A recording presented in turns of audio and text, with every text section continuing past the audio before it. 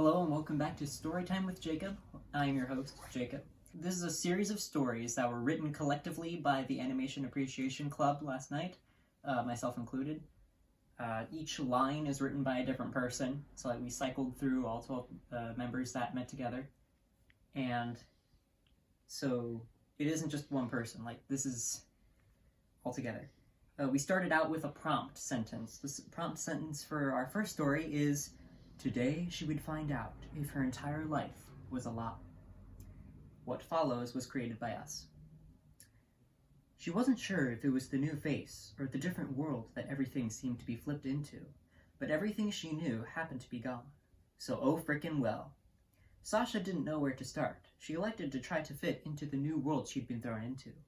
That would prove to be difficult, as this new world was entirely different, with no colors and everything seemed flatter than before. Even her ass felt a little flatter. It was upsetting. What? It was upsetting, as she was used to flaunting her thickness. So basically...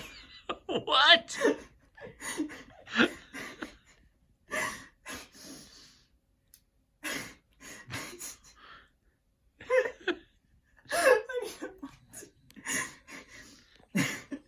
Keep going, man. You're wasting tape. Both of you are tragically white. Both of you asses.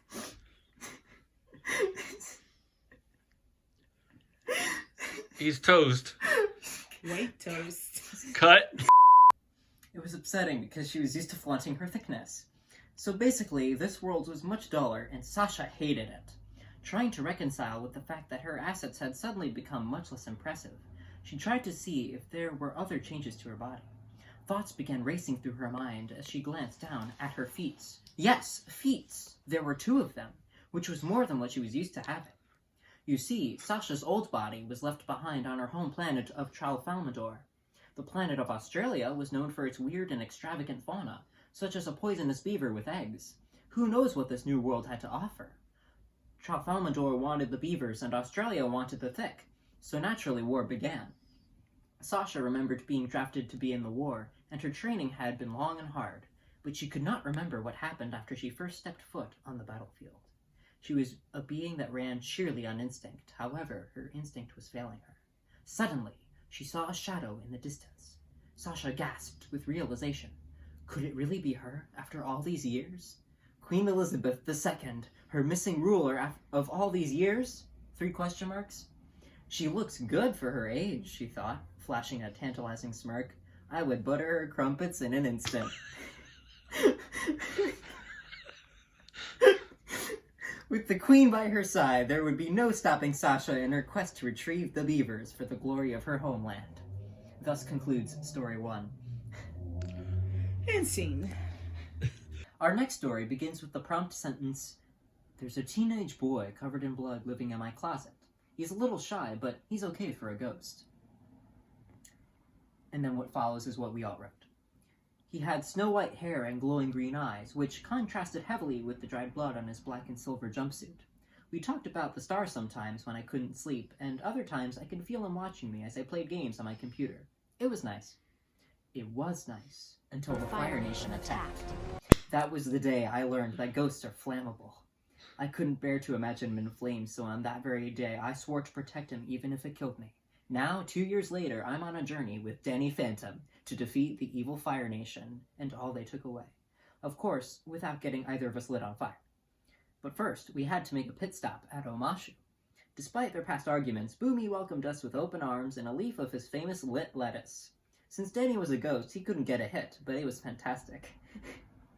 Boomy asked Danny and I, "So, why do you think my name is spelled B-U-M-I instead of B-O-O-M-Y?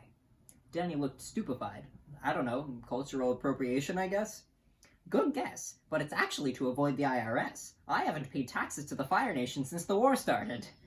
Danny and I look at each other before yeeting ourselves out of the Earth Kingdom so quick, I'm pretty sure the crack kicked in.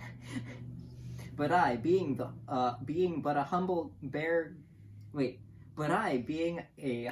cat bear rabbit thing, paid no mind to it.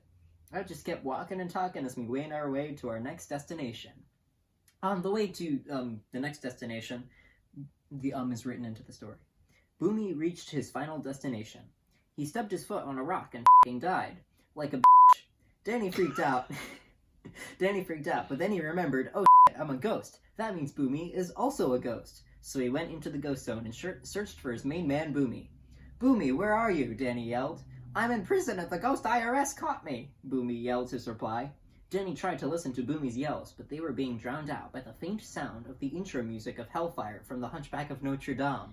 Claude Frollo? Danny yelled. Why have you and Walker kidnapped Boomy? Because I'm so frustrated that I have to do crimes and eat raw potatoes to stop my nuts from boiling. Duh. Meanwhile, the Flying Dutchman was anxiously waiting for his booty call. Thus ends story 2.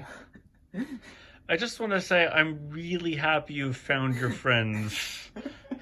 Because Yes, I have. Are you troubled? Yes. Story 3. What?